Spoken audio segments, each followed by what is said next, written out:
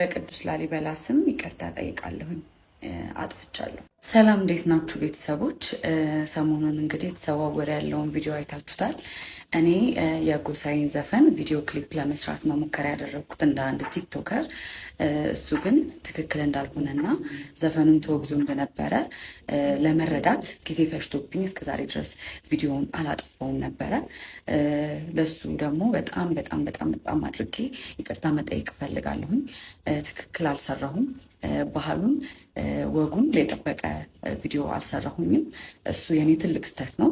ከወንድም ከእህቶቼ ጋር በመነጋገር ይህንን ነገር ስህተት እንደሆነ ተረድቻለሁኝ እና በጣም አድርጌ ይቅርታ መጠየቅ እፈልጋለሁ። በጣም ይቅርታ አድርጉልኝ። እነዚህ ሰዎች ከቅዱስ ላሊበላ ጋር ምንም አይነት ነገር እንደማያገናኛቸው ተረድቻለሁ ማለት ነው።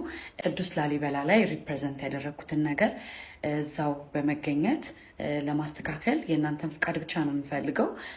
በራሴ ተነሳሽነት እዛ ቦታ ላይ በመገኘት ያጠፋሁትን ስም ለማስተካከል እፈልጋለሁኝ እና ፍቃዳችሁ ከሆነ እዛ በቦታው ላይ በመገኘት ቪዲዮ እንድሰራ እንድትፈቅዱልኝ እፈልጋለሁኝ።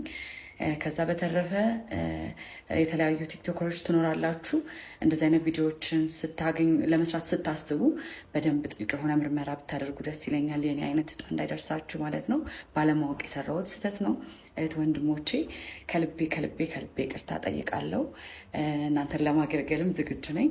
የተለያዩ ቪዲዮዎች እንገናኛለን። አመሰግናለሁ።